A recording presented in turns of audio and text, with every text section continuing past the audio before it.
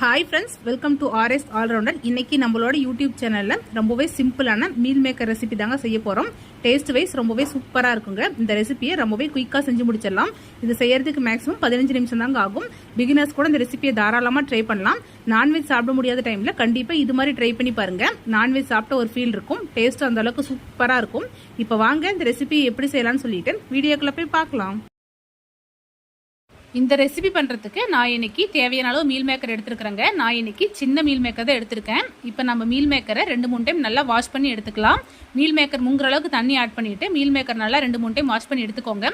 இந்த ரெசிபிக்கு நம்ம மீல் மேக்கர் ஊற வைக்காம தான் செய்ய போகிறோம். அதனால நான் பச்சை தண்ணியில் தான் வாஷ் பண்ணி எடுத்துக்கிறேன். சப்போஸ் நீங்கள் சுடு தண்ணி ஆட் பண்ணாலுமே மீல் மேக்கர் ஊற வைக்காம உடனே 2-3 டைம் நல்லா வாஷ் பண்ணி எடுத்துக்கோங்க. பாருங்க, மீல் மேக்கர் 2-3 டைம் நல்லா வாஷ் பண்ணி எடுத்துக்கிட்டேன். இப்போ வாங்க எப்படி செய்யலாம்னு சொல்லி பார்க்கலாம். நான் இன்னைக்கு குக்கரில் தான் செய்கிறேன். நீங்கள் குக்கருக்கு பதிலாக பேனில் கூட செய்யலாம். இப்போ குக்கர் நல்லா சூடாயிருச்சு. இப்போ இது கூடவே 1.5 டீஸ்பூன் அளவுக்கு ஆயில் ஆட் பண்ணிக்கிறேன்.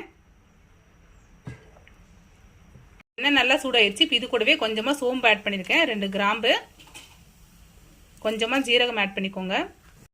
இது கூடவே 1/2 டீஸ்பூன் அளவுக்கு கடுகு உளுந்து ஆட் பண்ணியிருக்கேன். கடுகு நல்லா பொரியுது. இப்போ இது கூடவே 2 மீடியம் சைஸ் வெங்காயத்தை நீள்வாக்கில் கட் பண்ணியிருக்கேன். ஒரு கொத்து கருவேப்பிலை 2 ஆட் பண்ணிக்கிறேன்.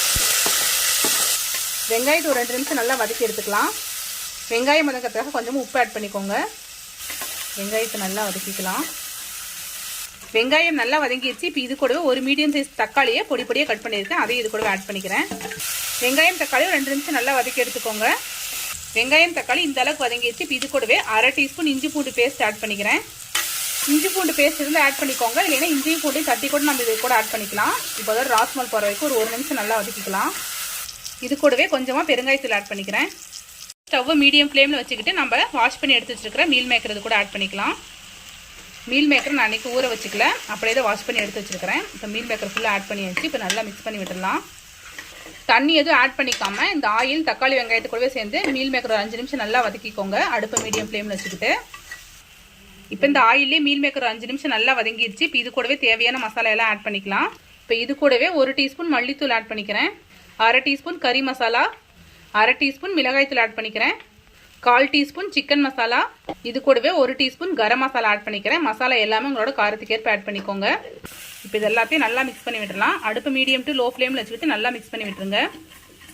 நம்ம ஆட் பண்ணிக்கிட்ட மசாலா மீல் மேக்கரோட எல்லா சைடும் படுற மாதிரி நல்லா மிக்ஸ் பண்ணி விட்டுருங்க. இப்போ இது கூடவே தேவையான அளவு தண்ணி ஆட் பண்ணிக்கலாம். இப்போ இது கூடவே செக் பண்ணி பார்த்துட்டு தேவையான அளவு உப்பு ஆட் பண்ணிக்கோங்க. தேவையான மசாலா உப்பு எல்லாமே ஆட் பண்ணியாச்சு. இப்போ மீல் மேக்கரை ஒரு 2 விசில் வச்சு வேக வச்சு எடுத்துடலாம். பாருங்க, மீல் மேக்கர் நல்லா வெந்துருச்சு. 2 விசில் விட்டுட்டு விசில் ஆட்டோ ரிலீஸ் ஆனதுக்கப்புறம் ஓப்பன் பண்ணியாச்சு.